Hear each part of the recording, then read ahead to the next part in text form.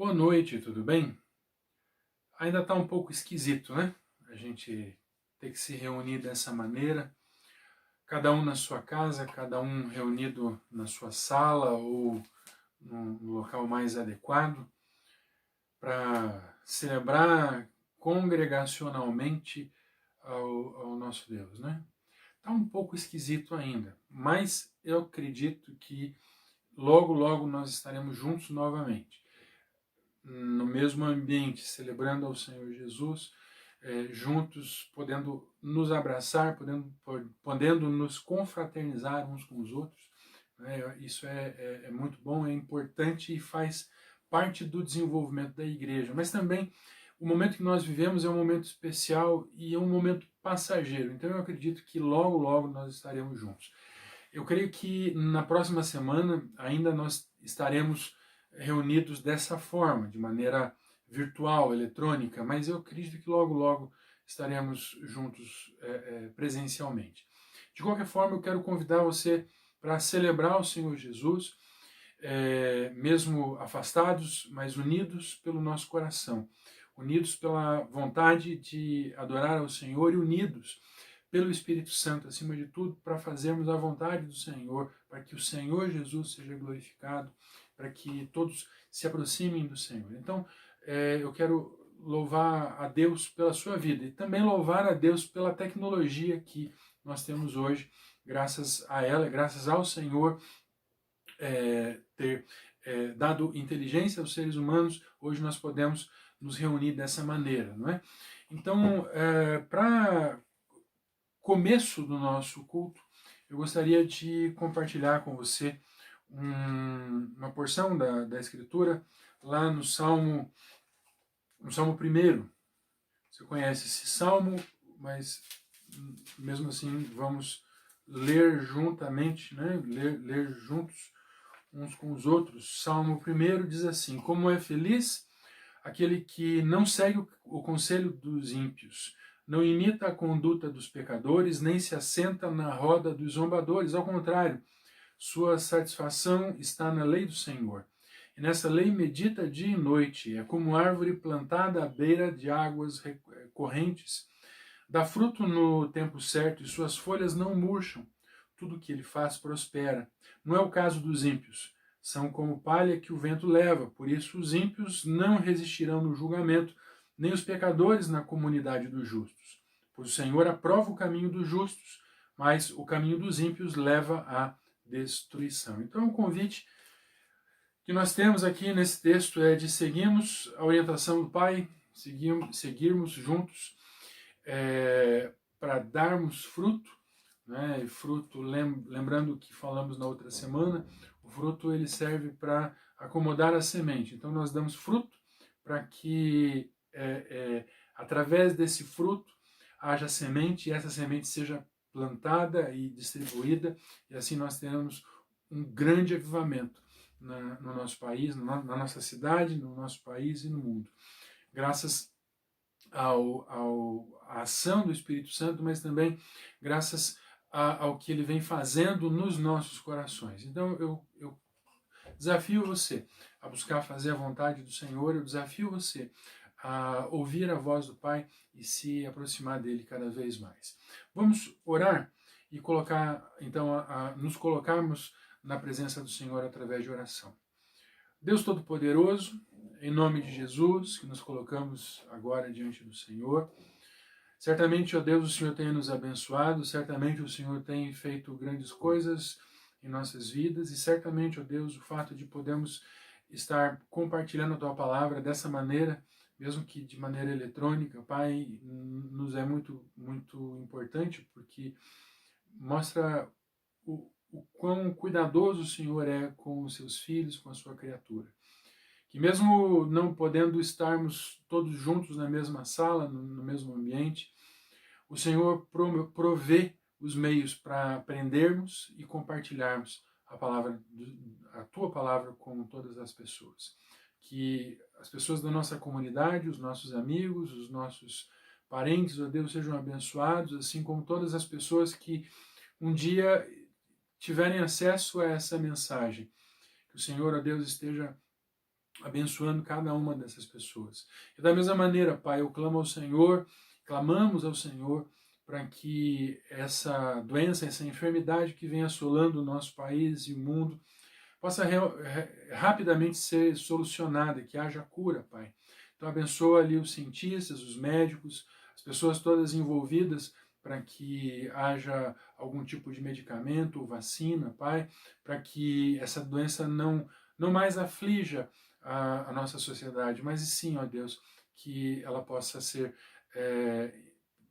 dissipada mesmo do nosso meio. Em nome de Jesus, nós clamamos ao Senhor e pedimos a Tua graça, Pai. Recebe os nossos louvores, recebe as nossas orações, ó Pai, e faz a Tua vontade em nossas vidas. É o que eu peço ao Senhor, ó Deus, em nome de Jesus. Amém.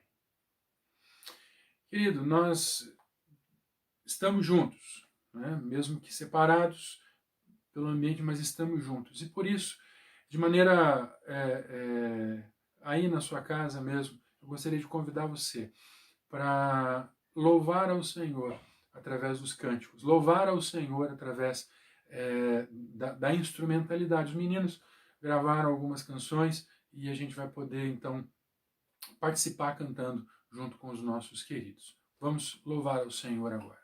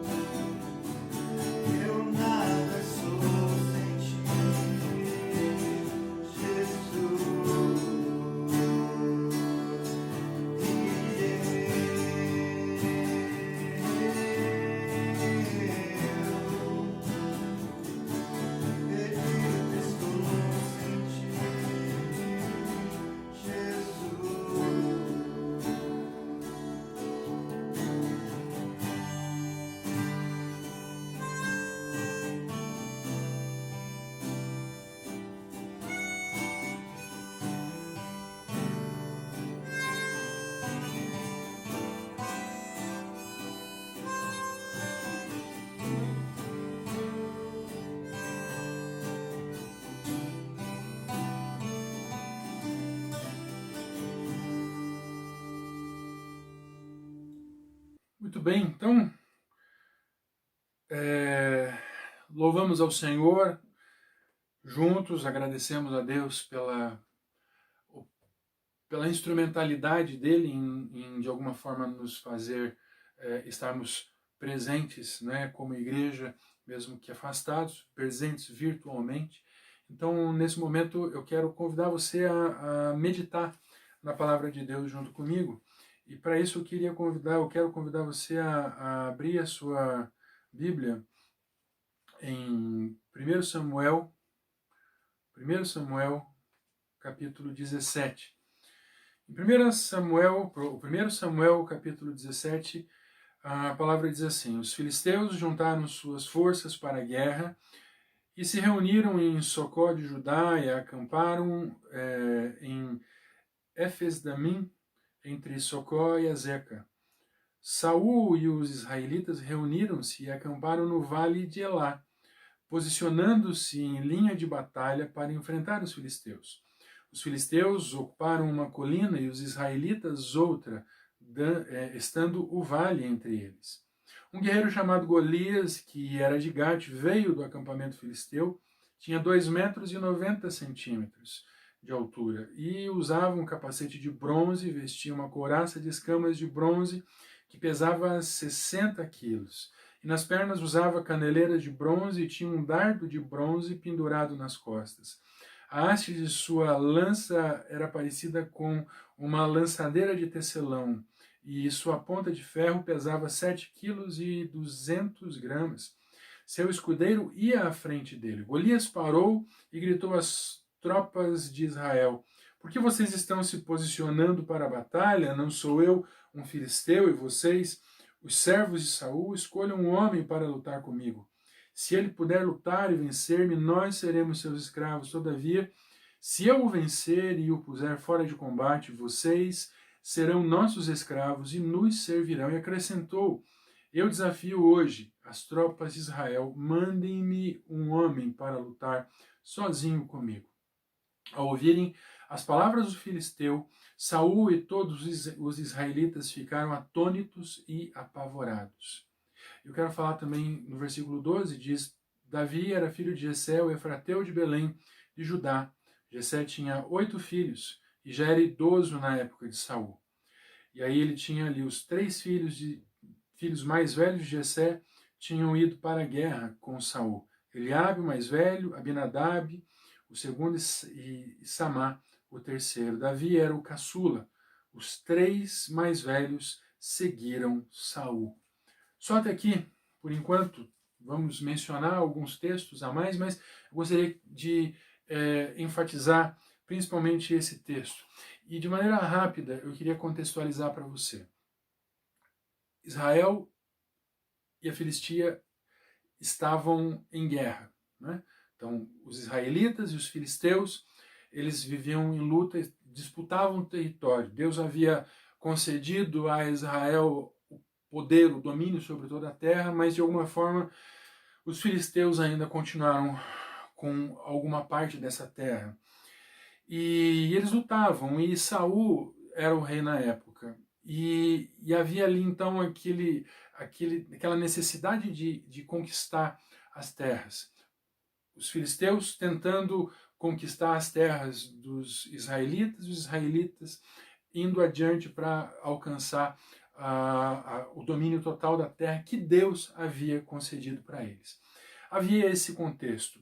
Havia o contexto também de que, por isso que Golias se apresenta ali como um campeão, de os exércitos levantarem um dos seus soldados valentes e declará-lo como campeão. E aí, este campeão, ele desafiaria o campeão do outro exército. E quem ganhasse ficaria, né, sairia vitorioso da guerra.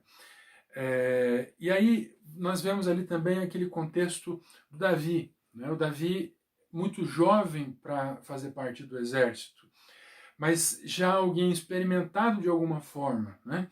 Eu queria encerrar esse período, essa primeira etapa da mensagem, falando uma terceira coisa. a respeito de quem eram os benjamitas, né? Os filhos de Benjamim, a tribo a qual Davi fazia parte. Eles eram homens experientes e eram homens experts, eles eram treinados no uso dessa arma chamada funda, que eles utilizavam nas guerras. Era uma espécie de artilharia leve. E o que eles faziam? Quando eles se posicionavam e atiravam, eles não erravam. Eles eram homens experimentados. E esses homens experimentados estavam no exército de Saul. Ponto. Aqui fica interessante a gente começar com estas informações, esse contexto histórico do porquê eles o que levou eles, como eles estavam naquela situação e por que eles estavam daquele jeito. Eu preciso que você preste atenção nisso.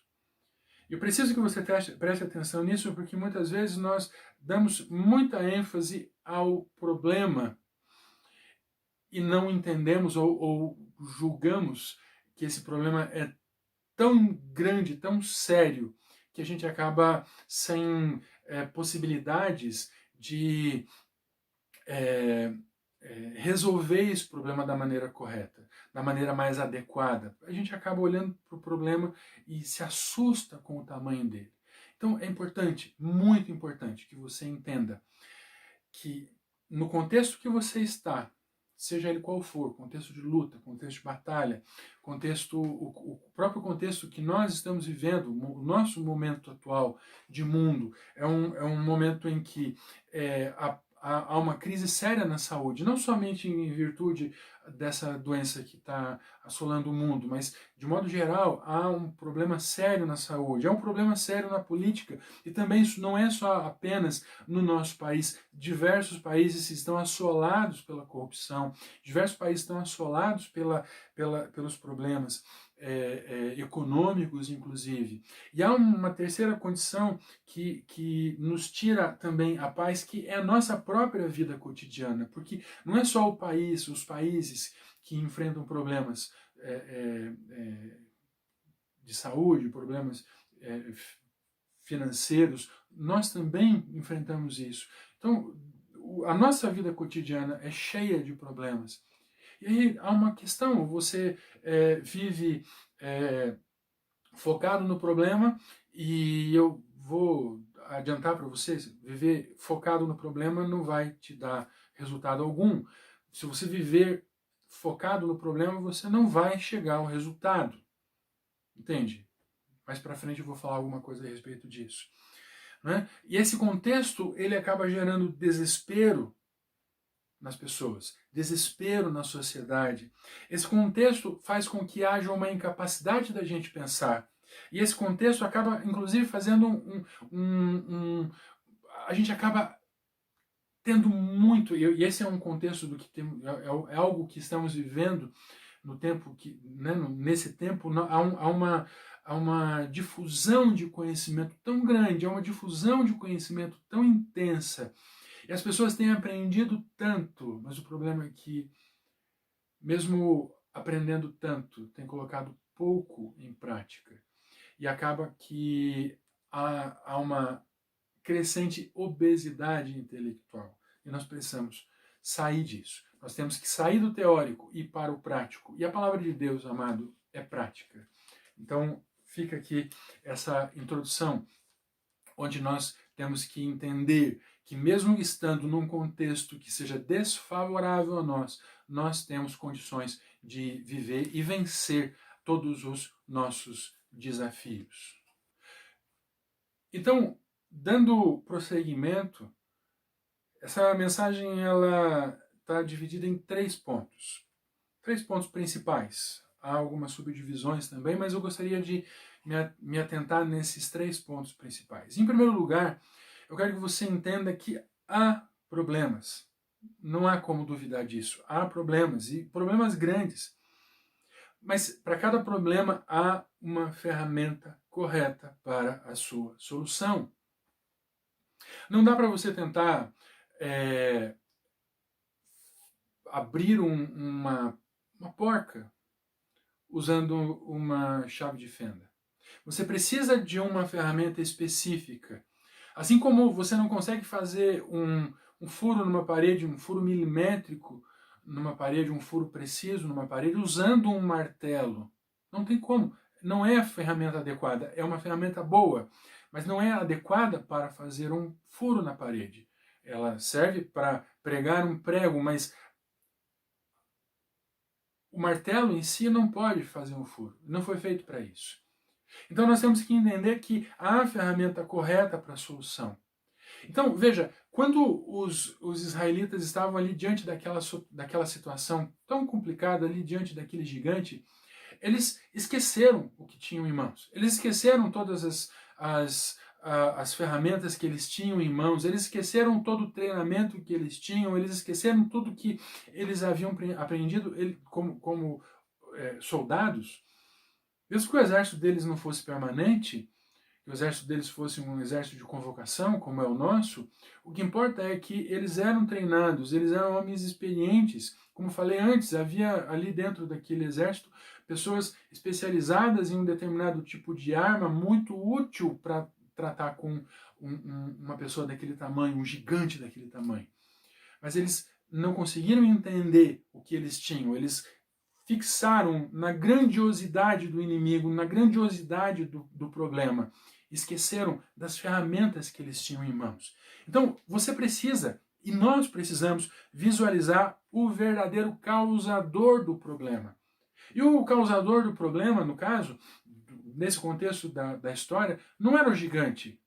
O causador do problema era a falta de fé em Deus. Esse é o grande problema.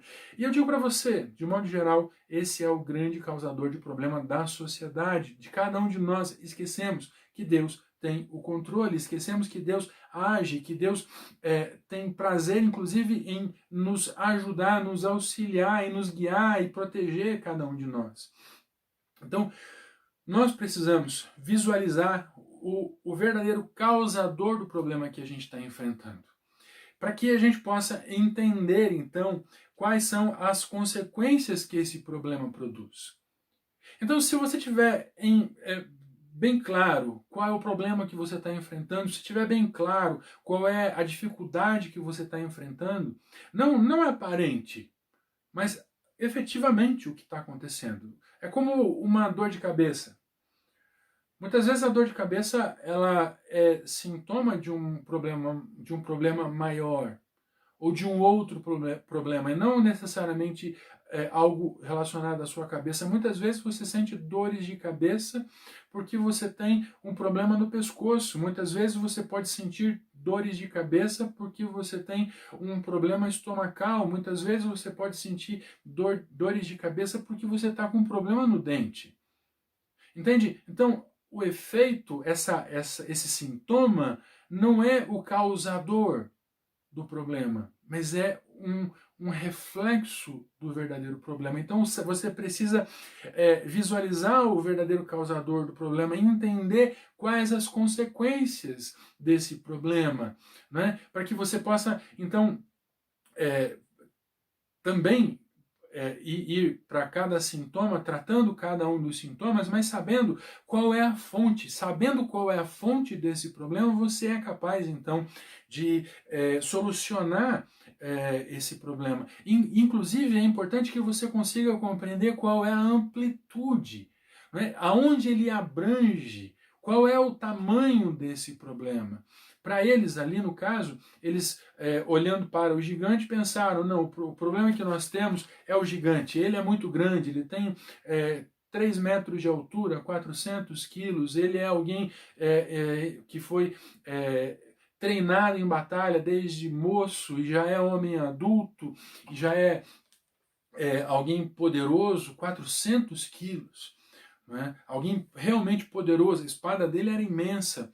Então, imagina aquele povo, aquele exército olhando para aquilo. Na verdade, o problema deles não era esse. O problema deles e o problema que eles estavam enfrentando, o grande problema que eles estavam enfrentando é que eles foram ao campo de batalha sem entender que eles eram o exército do Senhor e que Deus estava com eles. Se eles tivessem compreendido isso desde o começo, eles não precisariam ter enviado Davi para enfrentar aquela situação. Eles mesmos teriam enfrentado como soldados do Senhor.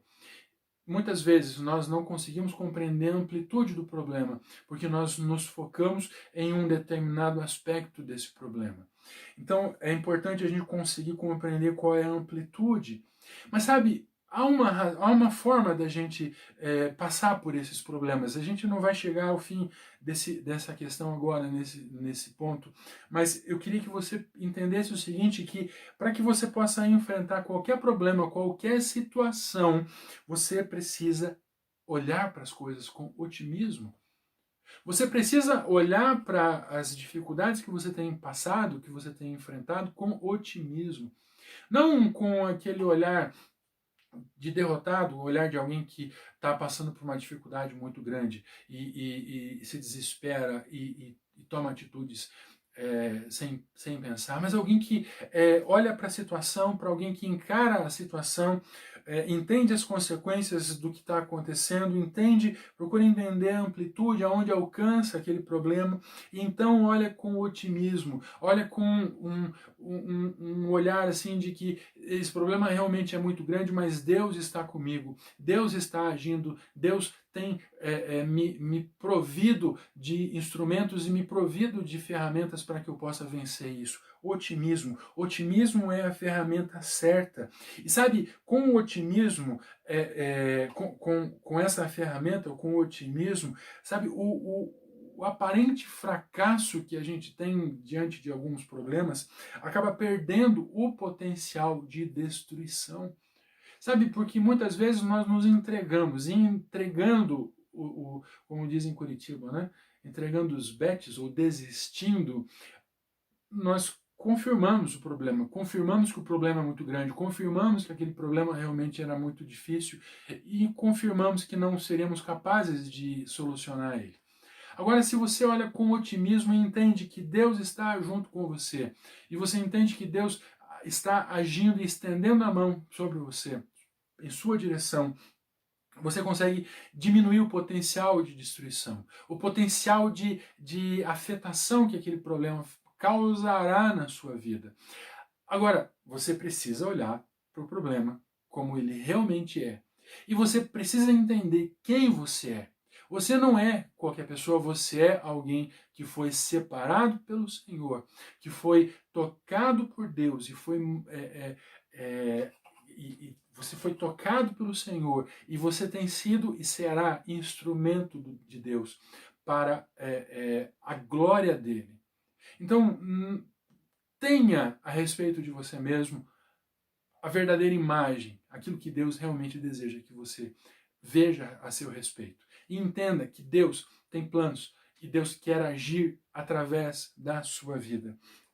Entenda que à medida que você olhe para os seus problemas e encare eles como você deve olhar, eles vão perder o poder e não vão conseguir destruir você. E não vão conseguir destruir a sua família. Pelo contrário, esses problemas, essas situações que você está enfrentando, essa situação que estamos enfrentando agora, não serão capazes, ou não será capaz de afetar a gente e de nos destruir. Acaba o potencial de destruição. Assim que nós entendermos quem nós somos e quem é Deus, creia nisso, entenda isso, né? Entenda isso, que Deus tem poder para transformar todas as coisas. Segundo ponto, o primeiro ponto foi que há problemas grandes, mas há a ferramenta correta para a solução de cada um dos nossos problemas. Uma outra coisa que acontece muitas vezes, mesmo entendendo que há uma ferramenta correta, muitas vezes nós acabamos nos imobilizando. Então, o segundo ponto é imobilidade ante os problemas. Esperar tempo demais não gera solução. Pelo contrário, muitas vezes acaba impedindo o desenvolvimento, acaba impedindo que os planos do Senhor para as nossas vidas redundem em algo que vá glorificar o seu nome. Então é interessante, é importante que você entenda que ficar imobilizado, paralisado diante dos problemas, esperar que alguma coisa aconteça não vai solucionar eles. Você, em primeiro lugar, precisa compreender compreender o problema, mas não agir depois que você entende qual é o problema é incoerente. Você tem que tomar uma posição. Não basta somente você pegar e entender, saber qual é a ferramenta, você tem que tomar uma atitude para resolver esse problema. Então, paralisia não gera nada, paralisia pelo contrário, o nome já diz, paralisia, você fica paralisado, você não toma atitude nenhuma, você não vai à frente, você não toma decisões e você precisa tomar decisões, você não pode esperar que alguém tome decisões por você. Você foi chamado para resolver determinadas coisas. Você foi chamado para resolver situações. Você foi chamado pelo Senhor para agir, seja você homem ou mulher. Você foi chamado pelo Senhor para tomar posição diante dos inimigos, das batalhas, dos problemas, confiando nele, confiando na ação do Senhor. Então, você não pode esperar que ficar parado ou ficando imobilizado você vai tomar a medida certa. Não vai. Né? Pelo contrário, você vai ficar mais enfraquecido. A gente sabe que quanto mais imóveis nós ficamos, mais enfraquecidos nós nos tornamos. Então você tem que tomar posição, seguir adiante, tomar uma iniciativa. Né? Então, imobilidade não gera nada a não ser fracasso. Imobilidade não gera nada a não ser desespero, que eu falei antes, que nós não podemos ter desespero diante de uma situação. Ficar paralisado diante de uma situação causa desespero. É o que aconteceu com aquele exército. Olhando ali dia após dia aqueles gigantes se apresentando, eles dia após dia se amedrontavam, dia após dia eles se acovardavam cada vez mais, julgando que o que estava acontecendo com eles era muito grave e muito, muito difícil deles resolverem, realmente era grave, mas eles tinham as ferramentas para resolver aquilo e eles ficaram imóveis, não tinham coragem de se manifestar. Você foi chamado para se manifestar, para tomar posição, para agir, não fique parado. Né? Você a imobilidade é como se você possuísse as capacidades e não as utilizasse. Você tem uma caixa cheia de ferramentas e não utilizar essas ferramentas. Você tem uma caixa cheia de instrumentos de precisão e não utilizar eles para nada. Pelo contrário, só ficar olhando para eles algum dia por semana, se gabando, quantas coisas eu tenho, mas não colocar em prática nenhuma delas. Não utilizar nenhuma dessas ferramentas. É incoerente, é inadmissível isso. É como se você, tendo todas as ferramentas e Deus te dá todas as ferramentas, é como se você estivesse sentado a uma grande mesa de banquete cheia de coisas. Cheia de coisas. E você não se servisse de nada e ficasse ali durante muito tempo e não provasse nada. E morresse de fome. Morresse de fome diante de uma mesa posta cheia de coisas gostosas. Não tem cabimento. É preciso que você compreenda cada etapa do problema, da solução do problema. É preciso que você compreenda cada um dos aspectos desse problema e que você planeje como solucionar esses problemas. O povo de Israel, o exército de Israel, não conseguiu fazer isso porque eles estavam focados no gigante, focados no poder daquele gigante. E estavam amedrontados, porque julgaram que não eram capazes. Mas um rapaz, recém-saído da adolescência, alguns estudiosos afirmam que Davi deveria ter uns 17 anos. Era alguém que tinha força, era alguém que era experimentado, afinal de contas a Bíblia fala que ele enfrentou o leão, que ele enfrentou ursos para defender o seu rebanho, sabia utilizar a funda, sabia utilizar aquela arma, então, mas mesmo assim era alguém que não estava afeito, ele não conhecia como se utilizavam das ferramentas do exército, ele ele vestiu a armadura de Saul e não conseguiu se movimentar com ela, não porque ele era pequeno, mas porque ele não sabia utilizar, ele não sabia caminhar, ele não tinha a destreza para utilizar aquelas ferramentas. Então ele pega e age com as ferramentas que ele tinha, que ele conhecia, que ele sabia utilizar, que era a sua roupa de pastor, a sua ferramenta, a sua funda, a sua arma de defesa pessoal e algumas pedras. Você tem em suas mãos todas as armas, todas as ferramentas para conseguir resolver os seus problemas. Você tem em suas mãos o poder que Deus te deu para resolver todas as coisas, né? Então, o que você precisa buscar a cada dia é a sabedoria para utilizar o que você já possui para a glória de Deus.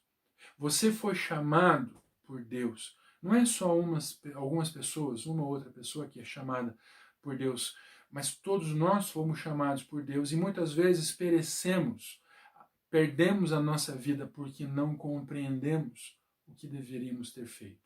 Ou porque negligenciamos o que o Senhor tem para nós. Então eu quero desafiar você. Eu quero desafiar você a buscar no Senhor a sabedoria para utilizar aquilo que você já tem. Não deixe simplesmente que haja uma obesidade cerebral, uma obesidade de conhecimento, mas que não seja simplesmente um aprendedor, mas seja um praticador. Um praticador da vontade do Senhor, um praticador de solução de problemas. Não espere que qualquer outra pessoa vá resolver os seus problemas. Se coloque na presença de Deus e busque auxílio nele para resolver os seus problemas. Certamente, imobilidade não vai fazer com que você resolva nada. Certamente, imobilidade não vai fazer com que você encontre a solução para os seus problemas. Certamente não. Mas certamente, se você buscar no Senhor a solução para os seus problemas, certamente você será abençoado. Em terceiro lugar, eu quero que você entenda o seguinte: oposição e agressão geram medo. E dar ouvido à pessoa errada desvia do caminho. É muito importante que você entenda isso. Que oposição e agressão gera raiva e medo. Agora, dar ouvidos à pessoa errada desvia você do caminho. O gigante, ele afrontava o exército, o gigante afrontava os israelitas e eles acreditavam. E eles ficavam enraivecidos, mas ao mesmo tempo eles ficavam atemorizados. Então, sabe, quando você está passando por algum problema, por alguma dificuldade, por alguma situação, muitas pessoas oferecem opinião. E muitas vezes, ou quase sempre, a opinião que as pessoas oferecem não é bem-vinda. É uma opinião que está desarraigada de conhecimento do que você está passando, dos seus sentimentos, daquilo que está afetando você. E opinam sem saber. Então, você precisa entender que muitas pessoas oferecem opinião simplesmente porque oferecem, porque querem, de alguma forma, talvez ter domínio sobre o que você está passando. Mas não conseguem compreender o que você verdadeiramente está passando. Criticam você ou criticam a situação que você está vivendo, a sua família, criticam sem saber. E eu quero que você tome uma decisão nesse momento de não permitir mais que isso aconteça. Não permita opiniões, não permita críticas que não venham de pessoas que você ama ou que conhecem o seu problema. Não permita que pessoas que não têm nada a ver com a sua vida opinem sobre a sua vida. Né? Em segundo lugar, você precisa ouvir, sabe quem? Você precisa ouvir a voz de Deus. Você precisa ouvir a voz de Deus, é a opinião dele. A opinião de Deus, a opinião de Jesus que deve importar para você. É essa opinião que faz com que você seja vitorioso. É essa voz que faz com que você seja vitorioso. Se o exército de Israel tivesse ouvido, tivesse entendido o que Deus estava falando com eles teriam vencido. Um deles tinha se levantado, teria usado inclusive uma funda e teria atirado uma pedra, assim como Davi fez. Mas eles ficaram atemorizados, paralisados, com ferramentas, sem saber utilizá-las, imobilizados pelo medo e pela raiva. Então você precisa ouvir a voz de Deus e entender o que Deus está falando com você e procurar nele e nele, na Escritura, na palavra de Deus, procurar aquilo que ele deseja que você faça. Então você precisa, sabe o que você precisa fazer? Você precisa aplicar um filtro que permita você ouvir a voz do Senhor, que permita você ouvir aquilo que Deus está falando através das pessoas, através da sua palavra. E você precisa separar completamente as opiniões não bem-vindas, as opiniões que tentam desarraigar você, que tentam desvirtuar você e que tentam afastar você do caminho. Então use um filtro, aplique um filtro, o filtro correto para separar a crítica vazia do que realmente importa. Senão você vai ficar paralisado, senão você nunca vai conseguir fazer nada para a glória do Senhor Jesus, para a glória de Deus. E nós vamos concluir essa mensagem nessa noite dizendo assim que chegamos à conclusão de que há duas maneiras de você agir diante das crises. Na primeira delas, você confia puramente, única e exclusivamente nas suas próprias capacidades. E você começa a dar vazão ao que os outros falam. E você começa a entender que você realmente não é capaz de resolver os seus problemas. E você acaba ficando imobilizado. Então, a primeira maneira de agir diante das dificuldades é agir confiando puramente nas suas próprias capacidades, excluindo Deus da sua vida. A segunda é quando você coloca quem você é, quem Deus diz que você é diante do Senhor e age para a glória dele. E age para a glória do Senhor. Qual das duas você deseja? Agir para a sua glória ou agir para a glória de Deus? Agir para que o Senhor seja conhecido ou para que você seja conhecido? Então veja, o seu preparo, suas aptidões, o seu conhecimento, tudo isso é muito bom e é muito, muito importante. Porém, você precisa aprender a utilizar o que você tem, o que você é, para a glória do Senhor. Você precisa compreender que cada problema, cada dificuldade que você tem para que o Senhor seja conhecido, para que o Senhor seja glorificado, para que o Senhor haja na sua vida. E eu quero convidar você nessa noite para que você possa deixar para trás o que impede você de ouvir a palavra de Deus. O que impede você deixa para trás o que impede você de ouvir a voz do Senhor. Você precisa deixar para trás o que atrapalha você. Você precisa deixar tudo isso para trás. E você precisa buscar no Senhor a resolução dos seus problemas. Eu quero colocar mais uma coisa diante de você. Deus te ama. Deus te ama. E Ele enviou Jesus Cristo para morrer por você naquela cruz. Ele não te deixou sozinho. Assim como Ele levantou um campeão para lutar por Israel naquele momento, Ele levantou um campeão para lutar pela sua vida, e esse campeão é o Senhor Jesus, Deus encarnado, presente, manifesto. Esse Deus maravilhoso que veio, tomou forma humana, nasceu como um ser humano, cresceu como um ser humano e morreu como um ser humano. Muito bem, então, meus irmãos, nós chegamos ao fim desse nosso culto.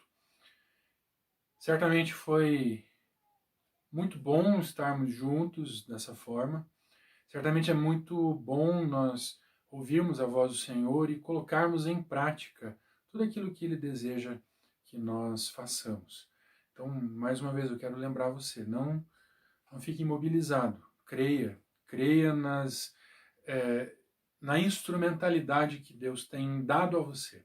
Creia que você é capaz de fazer a vontade do Senhor. Eu quero encerrar esse culto, encerrar essa mensagem, a mensagem dessa semana, esse culto dessa semana, convidando você a orar. Mais uma vez, como nós fizemos na semana passada, não vou simplesmente orar por todos e declarar simplesmente a bênção e a graça e paz. mas eu quero que cada um faça isso em seu próprio lar. Semana passada fizemos aqui e foi bênção. Sinceramente, foi as lágrimas no culto de domingo passado. De saudade dos irmãos, mas também por termos certamente recebido uma visitação do Espírito Santo. Então eu convido você novamente a, de mãos dadas, orar, interceder um pelo outro, colocar colocar todos, né, na presença do Senhor e desejar uma semana rica, abençoada. Mas eu preciso deixar a bênção apostólica para todos nós.